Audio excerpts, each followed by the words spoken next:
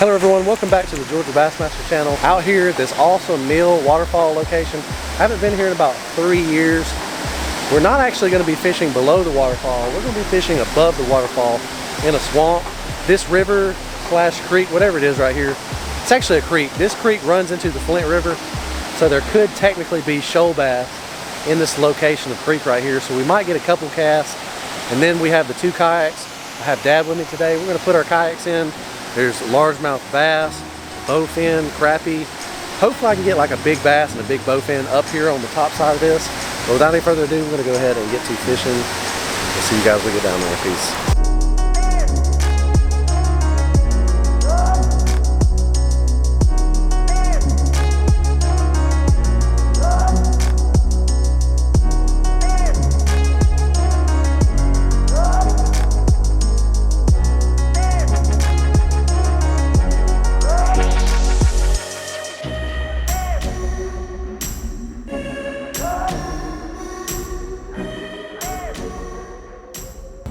And we are off.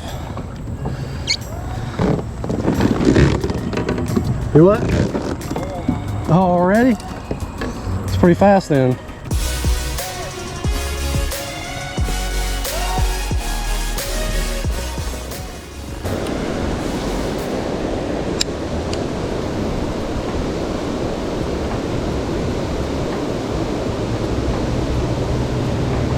Well, just fishing on the top side of this waterfall. Figured I'd throw a popper or something a few times. I'm actually gonna put the frog up.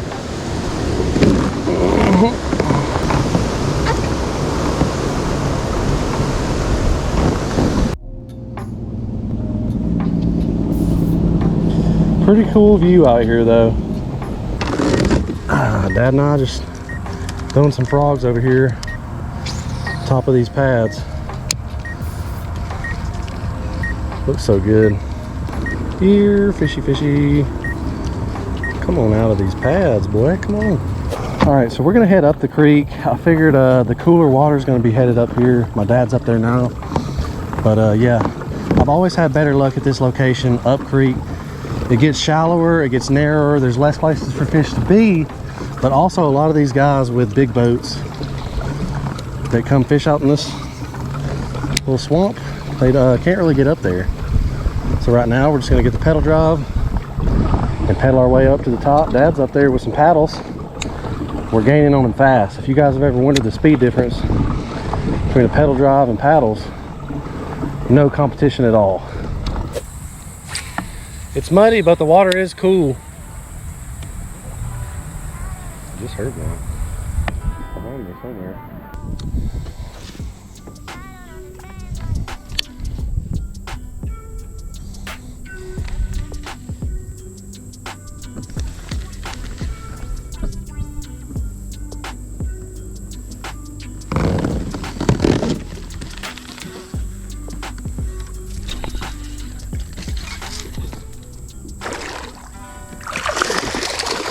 There we go. Finally got one. This thing is white too. Thing looks like it's been deep. Alright, well he has been caught before. I was like, I don't know if that's a bite or not. But look how white this bass is. They'll turn white when the water's real muddy like this because they're not getting a lot of sun. Because bass, their skin, their scales, they actually tan like we do. So if a bass is super shallow or it's been in clear water, it'll turn really dark. And if the water's muddy or they've been staying deep, they'll be real light colored like this. But it actually has another hook mark. It's kind of healed up on the bottom of it. So, first one of the day on a worm. So is that a sign that I throw more worms, or would he have bit a chatterbait? We shall never know. I'm kind of just throwing whatever right now until I figure out a pattern. So basically everywhere we are now, we're getting real close. This is basically the creek coming in right here on the right. And this current, I've caught a lot of fish in this current because the creek narrows up so much that the current really speeds up. I've caught a lot of fish right here. one of my favorite areas. And a little further up the creek, it actually splits into two creeks where the two creeks meet. Caught a lot of good ones over there too. But currently throwing the chatterbait. No luck on it yet. Only fish I've caught today has been on the worm. So I'm not sure what's going on with that. There used to be a small stream coming in right here. I think there might still be. If I can get the chatterbait in the right place at the right time, I might can get a fish. Well, right here is where it gets narrow, but this is the creek. But I've actually done pretty good in the creek. It actually comes up and it U's around, it comes back over there. And that's where it splits. It's pretty cool right here. The water's pretty cool right here. A few moments later. No matter how narrow the creek is, I'll make it every time.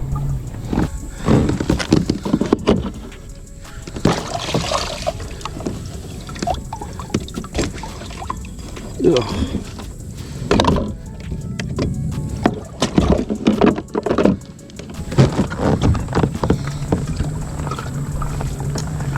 The good thing about these old bona fides, I literally go up any creek I want. Doesn't matter how shallow, how narrow, how swift. Old bona fide PDL. Go right up it. Just went up those streams, no problem. Heading back down, gonna go find Dad. I didn't have any luck upstream, but Dad is nowhere to be seen, so maybe he's in a spot where he's catching fish. So we are zipping down there about as fast as we can go. Whew. We'll see you guys in just a second. All right, this is gonna be the third or fourth time I've tried the frog, but literally nothing else was working, so I don't know what to do.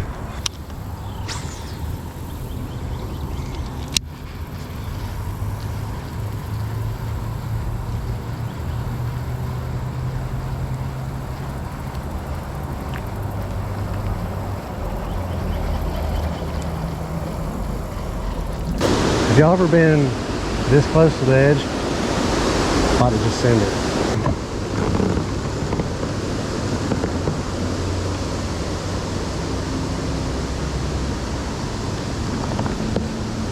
Well, we only fished out here for a couple hours, but caught that one fish. It just doesn't seem like they want to bite out here, so I think we're gonna pack it up. I may go hit another spot for the rest of this video, or just do a little something at the house for you guys. But let's go ahead and pack it up. Let's get this pedal drive.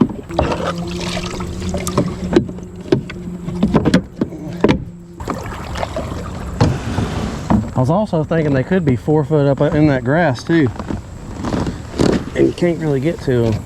All right, well, we have the kayaks loaded up, and I guess we will see you guys when we finish this video for part 2, or I'll see you at the house 1. I'll see you guys there.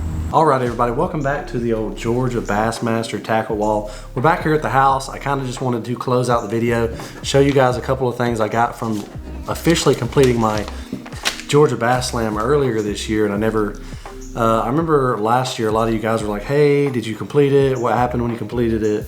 And I kind of forgot to fill you guys in. First thing I got was a written letter to me with their business card on it saying congratulations on completing the Georgia Bass Slam. I caught all 10 out of 10 species this year. They also sent me, I'm gonna show you guys up here, I have a plaque they sent me. I also got 2 tickets to the Go Fish Center in Georgia. I get in for free. They have a pamphlet on that place. I also got a Georgia Bass Slam sticker right here I can put on my truck. I also have one of these already on my truck, and it is a shoal bass sticker with a Bass Slam on the bottom. And I also got 1 sticker for every species of bass I caught. So like, there's a shoal bass right there. This one looks like an Altamaha, Sewanee bass, largemouth. 10 stickers right here since I caught all 10 species. So I got those stickers, I put back in the envelope. I'm not sure what I'm ever gonna do with those, because like, I don't want to stick them on anything and then regret where I stuck them. So right now I'm just holding on to them until I think of a great idea of something to do with them. I also got this Go Fish Georgia rag right here with a little clip on it.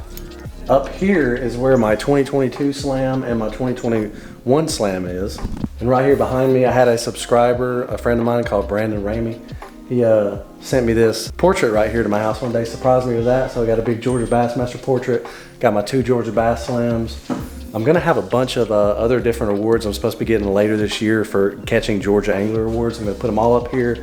This is my famous bait wall I have where I put all my baits I get sent in the mail. Got a bunch of swim baits and stuff right there on the back rack, but just wanted to give you guys a little tour, update you about the Georgia Bass Slam since I didn't do that last year. I apologize for the extreme lack of fish catches in this video. I didn't want to scrap this video because I thought the spot looked so cool, like on top of the waterfall on the kayak, fishing the lily pads. It was a beautiful spot. That spot never produces good fish for whatever reason. I'm not sure if it's highly pressured or it's just the water. I'm not sure. Something about that spot I just never wear them out at. But I plan on doing like a catfish trip pretty soon. It's gonna be getting cold here pretty soon. The big bass are about to start coming out. So instead of fishing a lot of these rivers and creeks, I'm gonna go back to catching a big largemouth. I had a striper trip planned last week and a flash flood came where at the location I planned on going, and it was literally washing cars down the street, so couldn't do that. So maybe I can get a striper fishing trip planned here pretty soon. So those are just some channel updates wanted to fill you guys in on. I appreciate if you watched all the way to the end of the video. And until the next time, we'll catch you guys on the next video. Peace.